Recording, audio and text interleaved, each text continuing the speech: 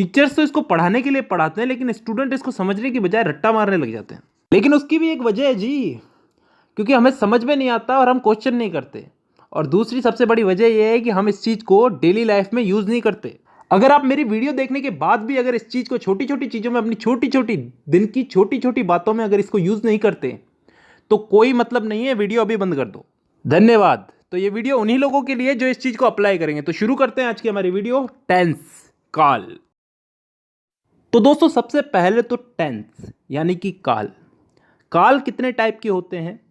3 type के, वर्तमान काल, भूतकाल और भविष्य काल। Present, past and future. वर्तमान काल जो अभी चल रहा है, भूतकाल जो बीत चुका है, जो जा चुका है, और भविष्य काल जो आने वाला है। इन 3 कालों के अलावा भी कोई काल होता है क्या? नहीं होता ना। तो चलो आगे। अब वर्तमान काल यानी कि प्रेजेंट टेंस, भूतकाल यानी कि पास्ट टेंस और भविष्य काल यानी कि फ्यूचर टेंस, इन तीनों को 4 हिस्सों में बांटा गया है।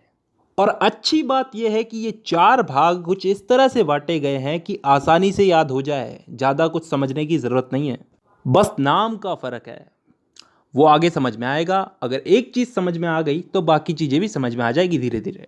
अब ये 4 भाग कौन से हैं जिनमें इनको बांटा गया है? इन तीनों को 4 भागों में बांटा गया, 4 × 12। तो अब ये 4 भाग कौन से हैं समझते हैं। पहला भाग है इंडेफिनेट। अब इंडेफिनेट को हम हिंदी में बोलते हैं कोई काम तय ना होना, अनिश्चित। इसमें ऐसे वाक्य आते हैं जिनका समय निर्धारित नहीं होता, यानी कि वो कब शुरू हुए और कब खत्म होंगे। जैसे मैं फुटबॉल खेलता हूं, आई प्ले फुटबॉल। कब से खेलता हूं, कब तक खेलूंगा, पता नहीं।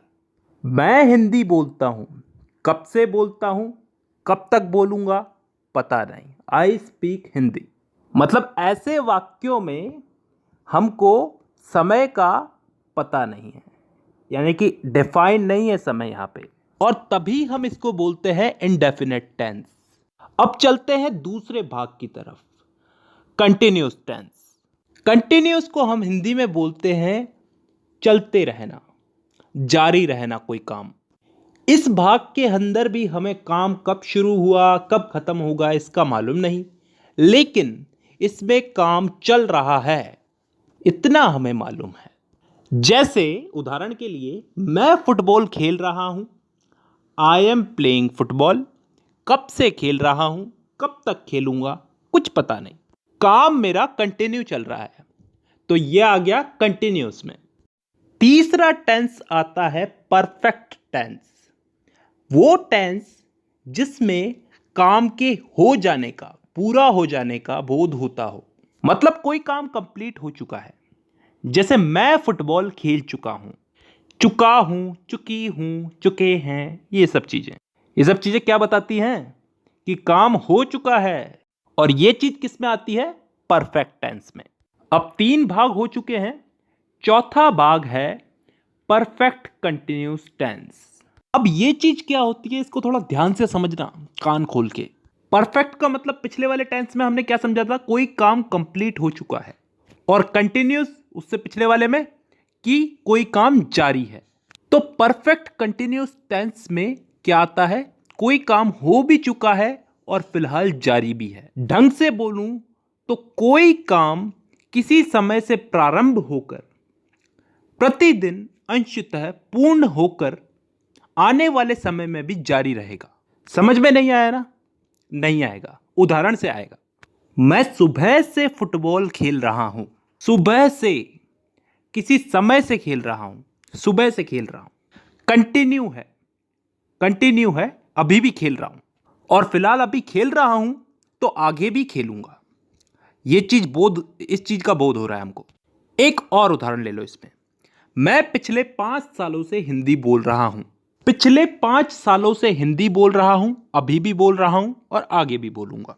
तो ऐसे वाक्य किस टेंस में आते हैं? परफेक्ट कंटिन्यूअस टेंस में। तो दोस्तों यहां पे हम लोगों ने चारों भाग समझ लिए। एक बार वापस रिपीट कर देता हूं। Indefinite tense, continuous tense, perfect tense, perfect continuous tense. Indefinite में वो वाक्य आते हैं जिनका टाइम डिफाइन नहीं होता, निश्चित नहीं होता। कब शुरू हुए, कब खत्म होंगे। कंटिन्यूस टेंस में वो वाक्य आते हैं जिनमें काम चल रहा है, जारी है, कंटिन्यू है।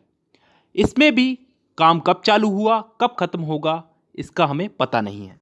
परफेक्ट टेंस में वो वाक्य आते हैं जिनमें काम पूरा हो चुका है, खत्म हो चुका है। और लास्ट है परफेक्ट कंटिन्यूस टेंस, जिसमें कोई काम किसी समय से शुरू हुआ, पूर्ण हो चुका है और आगे आने वाले समय में जारी रहने का बोध होता है। आई होप यहां तक क्लियर है। ठीक है, अब दोस्तों इस टेंस के इन्हीं चारों भागों को हम लोग इन तीनों काल में फिट करेंगे, प्रेजेंट, पास्ट और फ्यूचर। वर्तमान, भूत और भविष्य, इन तीनों में इन चारों टेंसेस को हम लोग फिट करेंगे। करना कुछ नहीं है, बस नाम उठा करके आगे रख देना है। जैसे प्रेजेंट का present indefinite, present continuous, present perfect, present perfect continuous. Past का past indefinite, past continuous, past perfect और पास्ट परफेक्ट कंटिन्यूस। फ्यूचर का future indefinite, future continuous, future perfect और फ्यूचर परफेक्ट कंटिन्यूस। तो टोटल कितने भाग हो गए? एक एक के अगर चार चार हुए तो तीनों के हो गए चार, चार या 12। अब इन 12 भागों को मैं अगली वीडियो में समझाऊंगा। फिलहाल के लिए बहुत है, क्योंकि ज़्यादा पढ़ाऊंगा तो तुम्हारा भी दिमाग खराब होगा और मेरा भी। चलिए, तो आज के लिए बेसिक ही बहुत है।